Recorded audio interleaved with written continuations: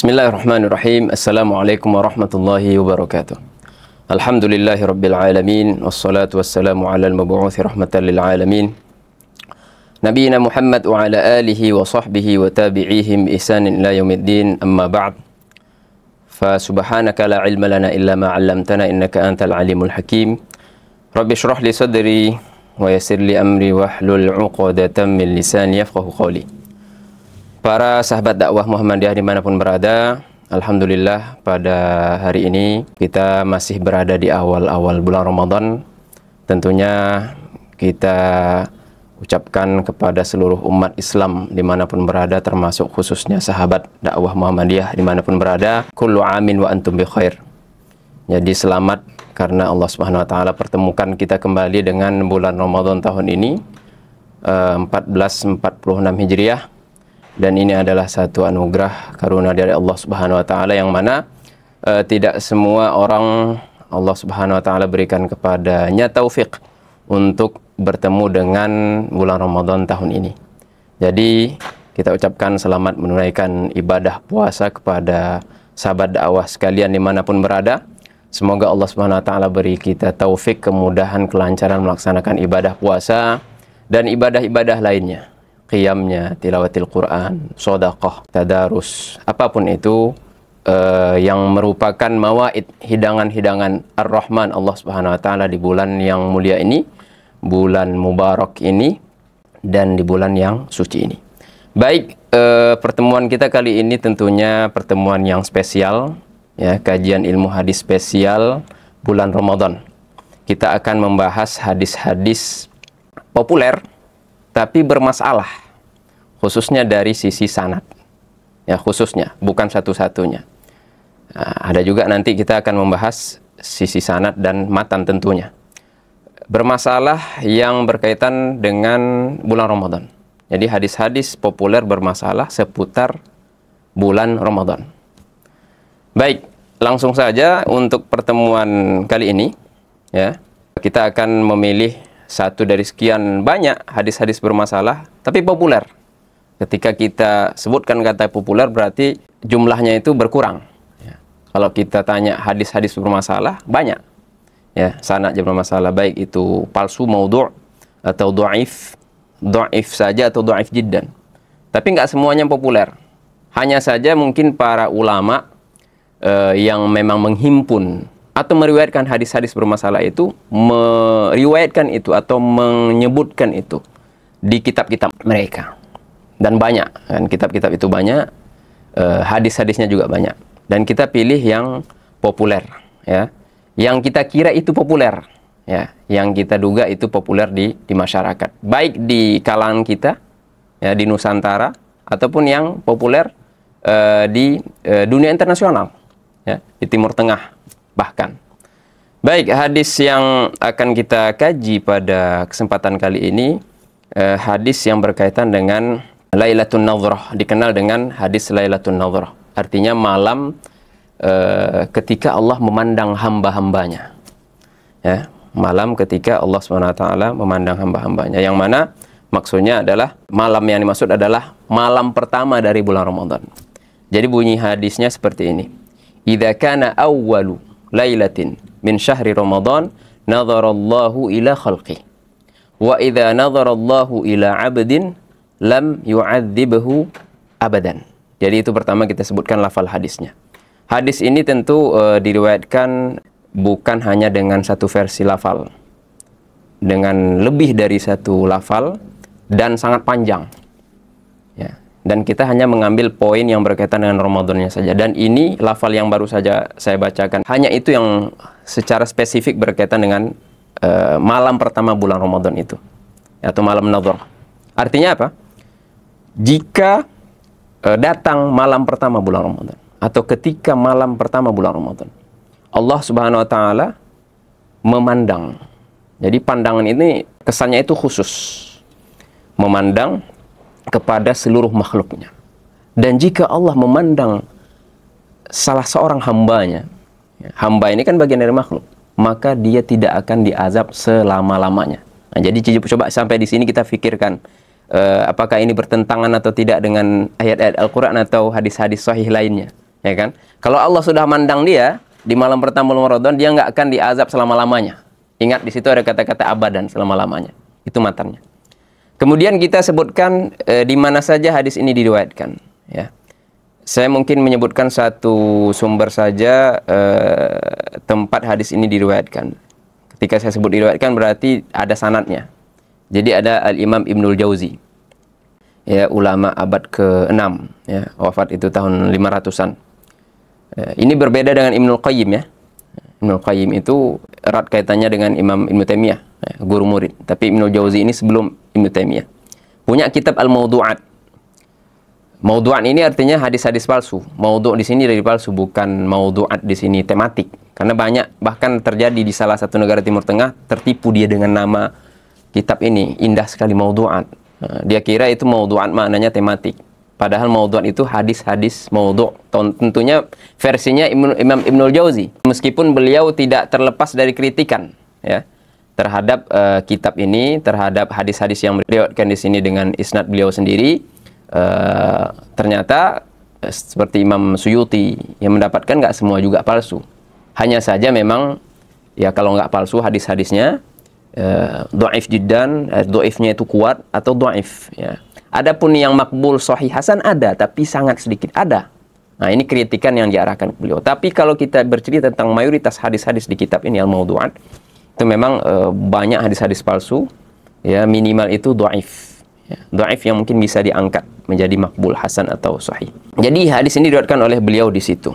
Kemudian disebutkan juga oleh imam-imam lain, ya, meskipun tidak dari sisi riwayat, tidak bersanad, seperti Al-Imam Al-Hafidhul Mundhiri punya kitab At-Targhib wa Tarhib. Ini kan populer, ya. Targhib wa Tarhib ini populer di masyarakat, mungkin banyak yang memiliki kitab ini. Isinya motivasi dan ancaman-ancaman. Jadi dua hal ini ada di situ. Ada hadis ini di situ. Disebutkan juga oleh Al-Imam Ibnu Arraq, ya. Tanzihus Syariah ini hadis khusus untuk hadis-hadis mawdu'ah, hadis-hadis palsu.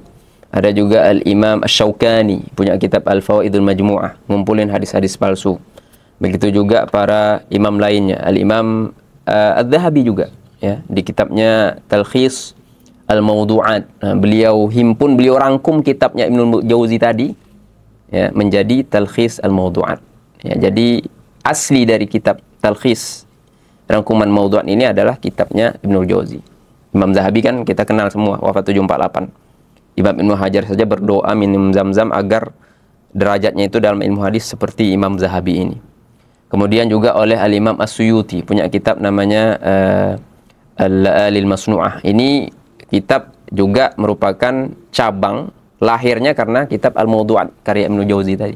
Jadi ini semua referensi-referensi yang memang secara umum memang meriwayatkan hadis-hadis palsu atau hadis-hadis dhaif. Meskipun sekali lagi kita bedakan dhaif dengan palsu, ya. Kalau palsu itu nggak hadis. Palsu itu dikarang berarti hadis. Kalau dhaif itu berarti ada masalah di sanadnya, ya. Seperti yang kita ceritakan pada pertemuan-pertemuan sebelumnya. Kemudian kita lihat status sanadnya bagaimana. Apa masalah hadis ini? Ya. Masalah di sanadnya. Di sanadnya itu ada seorang periwayat yang bernama Utsman, ya, Utsman bin Abdillah. Sebagian mereka menisbatkannya Utsman bin Abdillah Al-Qurashi. Dan ini disebutkan oleh Al-Imam Ibnu Adi, ya, punya kitab Al-Kamil. Ini juga kitab populer. Ini kitab ngumpulin periwayat-periwayat yang bermasalah. Dia nggak ngumpulin hadis-hadis bermasalah, tapi periwayat-periwayat yang memang bermasalah, baik yang mereka itu dhaif dari segi hafalannya atau dari segi adalahnya, atau mereka merupakan kadzabin, memang para pengarang hadis, kan. Al-Kamil. Apa kata Ibnu Adi di situ? Ada 3 imam kita nukilkan kata-kata mereka tentang Utsman bin Abdillah ini. Katanya haddatsa bil manakir. Ini semua riwayatnya itu mungkar. Mungkar itu kan dhaif jiddan, masalah, bukan dhaif biasa.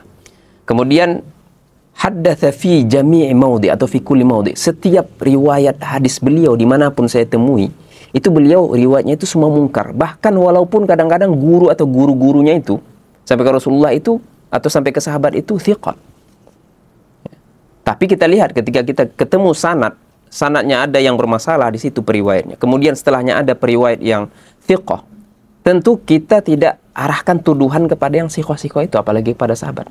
tapi kita tuduhkan ini kepada yang bermasalah. Jadi dari sini kita simpulkan, seorang pemalsu hadis dia bukan hanya memalsukan matan saja, dia juga bisa memalsukan sanad. Ya, dia pemalsu hadis. Siapa ya? Guru saya. Kadang-kadang dia ambil nama atau dia karang nama yang mana tidak ada wujudnya di dunia asli. Sehingga ketika ulama hadis mencari ini, status mereka itu, ya, bahkan lebih dari satu, ini kok nggak ketemu. Majahil, disebut majahil. Tidak dikenal. Nah, jadi itu. Jadi masalahnya adalah pada Utsman bin Abdullah bin Al-Qurashi.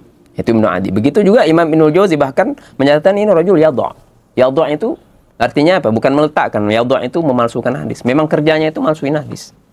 Jadi palsu kan?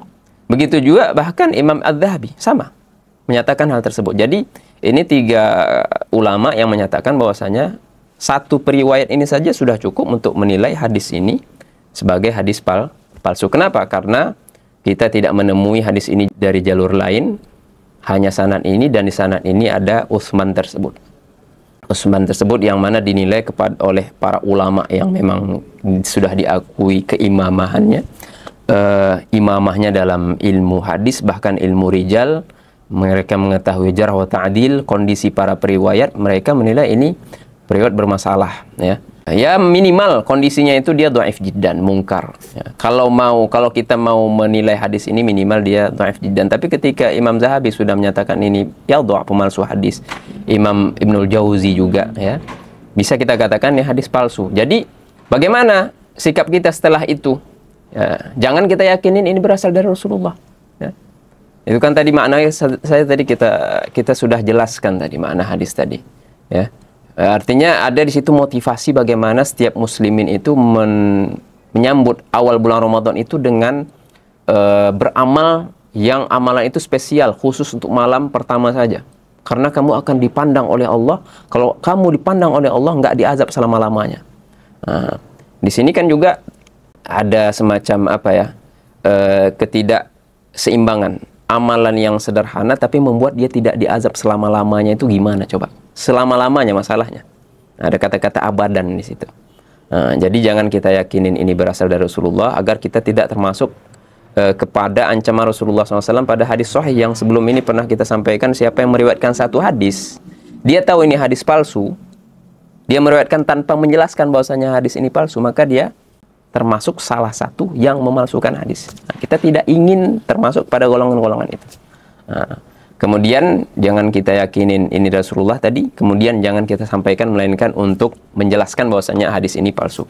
Adapun sikap kita bagaimana kita beribadah pada awal bulan Ramadan meskipun sudah berlalu, ya, untuk bekal kita Ramadan berikutnya, tetap kita ya memperlakukan bulan Ramadan itu, malam-malam bulan Ramadan itu dengan penuh keagungan atau pengagungan kita dengan ibadah. Cukuplah hadis-hadis sahih ketika Rasulullah memotivasi umatnya, siapa yang menghidupkan qiyamu Ramadan, man qama Ramadan iman wa ihtisaban, karena keimanan dan ibadah, maka dia akan diampuni dosa-dosanya yang terdahulu. Ya kan? Ma taqaddama min dzambi. Dosa-dosa yang terdahulu. Ini kan juga cukup bagi kita untuk menghidupkan malam Ramadan, termasuk malam pertama bulan Ramadan. Ya, kita bersihkan diri kita, toharoh dengan niat menghormati bulan Ramadan, masuknya menyambut bulan Ramadan, mandi. Itu kan dalil umumnya banyak, ya. Toharoh, wudu, ya, mandi, ya. Tidak kita khususkan, tapi ya umum. Ya, layaknya orang yang ingin berkumpul dengan saudara-saudaranya di masjid agar dia berpenampilan terbaik, dalil umumnya banyak yang sahih. Nah, toharoh, dan Allah suka orang yang bertoharoh. Siapa yang mengagungkan syiar Allah, maka itu bagian dari ketakwaan hati. Jadi dalil-dalil sahih itu cukup bagi kita untuk menghidupkan malam-malam bulan Ramadan, termasuk malam pertama itu tadi, ya. Tapi bukan berdasarkan hadis ini, karena kita sudah jelaskan tadi bagaimana statusnya, baik dari segi sanad dan dari segi matan. Jadi demikian, ya. Semoga bermanfaat. Wassallallahu ala nabiyina Muhammad wa ala alihi wa sahbihi ajma'in walhamdulillahirabbil alamin. Wassalamualaikum warahmatullahi wabarakatuh.